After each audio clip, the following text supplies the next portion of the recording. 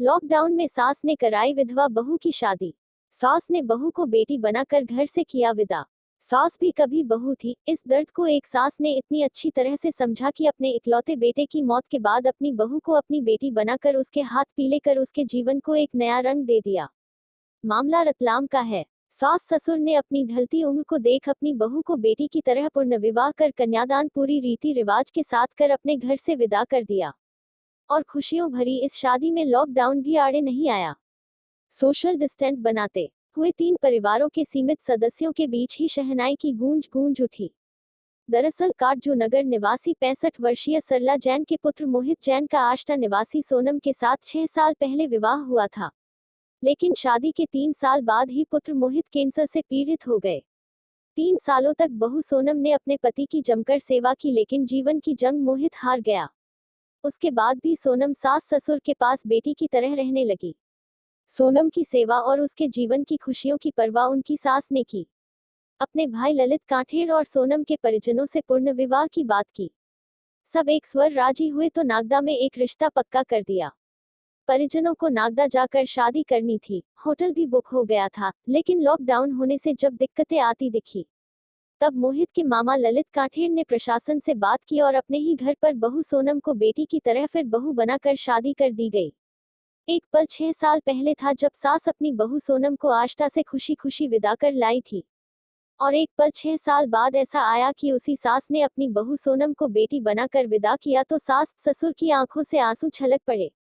रतलाम से यूसुफ अली बोहरा की रिपोर्ट। वो इसलिए कि अपने पास कोई इंसान था ही नहीं, हम दोनों जने बुजुर्ग, अपने एक भी चले जाए तो वो इकल्ली छोटी सी उम्र में क्या करे। उस हिसाब से तो सोचा कि संबंध करना ही अच्छा है। घर पे रखो तो कोई न कोई सहारा तो चाहिए पीछे। उनके बच्चे भी नहीं थे कोई। और पहली बात के 3 साल शादी के अच्छे निकले, 3 साल बेटे को बीमारी आ गई। फिर उसने बहुत सेवा भी अच्छी करी, बम्बई ले जाना, कहीं जहाँ ले गई, खूब सेवा करी उसने। और अब पूरी ज़िंदगी काटना, क्या मालूम कितना समय चले, ये तो है ना। इससे फिर अपनी बेटी भी थी, हाँ, मैं शादी की थी और आज बहू को बेटी बना के भेजा गया। दोनों शादी के आशीर्वाद किस तरह से देते हो, क्या मन में फीलिंग आई आपको? मतलब बेटी से भी मैंने बहू को ज़्यादा अच्छा करके भेजा। आज वो अपने पास रहती तो अपना सब कुछ उसी का ही था, तो उसको वो जिस घर जाए वो भी अच्छे रहे और अपने से अच्छे से बिता। अगर जो बेटी को विदा करते उसी हिसाब से मैंने उसको विदा किया, देना लेना सब कुछ उसी हिसाब से किया।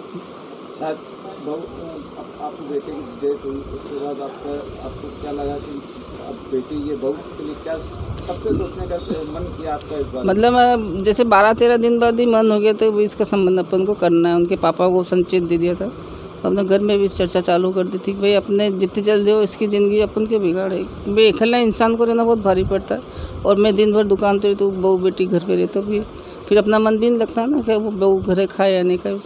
इससे फिर भैया का सहयोग और मामा का सहयोग लेके बात जल्दी हो गई और किस्मत अच्छा है कि एक ही रिश्ते में काम हो गया, सबसे मेन बड़ी बात तो है।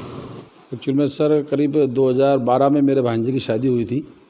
2 या 3 साल बाद उसको कैंसर डिटेक्ट हुआ था, तो कैंसर का ट्रीटमेंट हुआ और करीब करीब वो उसके 3 ऑपरेशन हुए।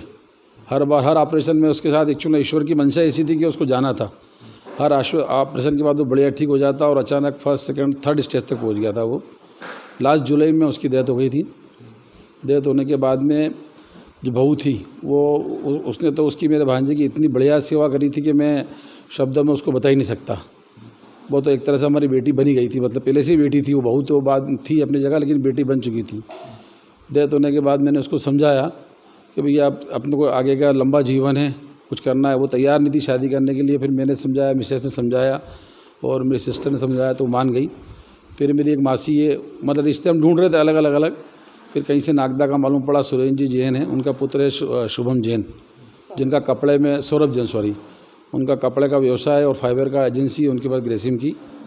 उनसे चर्चा चली, 2-4 चर्चाओं के बाद में ये संबंध फाइनल हो गया। और फिर क्या हुआ कि सोनम के ब्रदर की शादी थी दिसंबर में, जनवरी में। इस चक्कर में थोड़ा सा आगे मामला टला।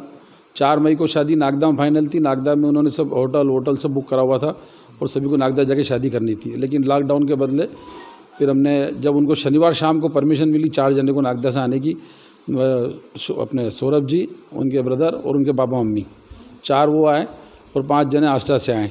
सोनम के पापा मम्मी, उसके भाई भाभी और एक बड़े पापा। और मेरे परिवार के 5 लोग, 2 सिस्टर और 2 मेरे मामा हैं यहाँ पे रतलाम में, सुशील जी छाजड़, अनुज जी छाजड़, उनका परिवार। हम सब ने 20-22 जनों ने मिलकर शादी करी घर में।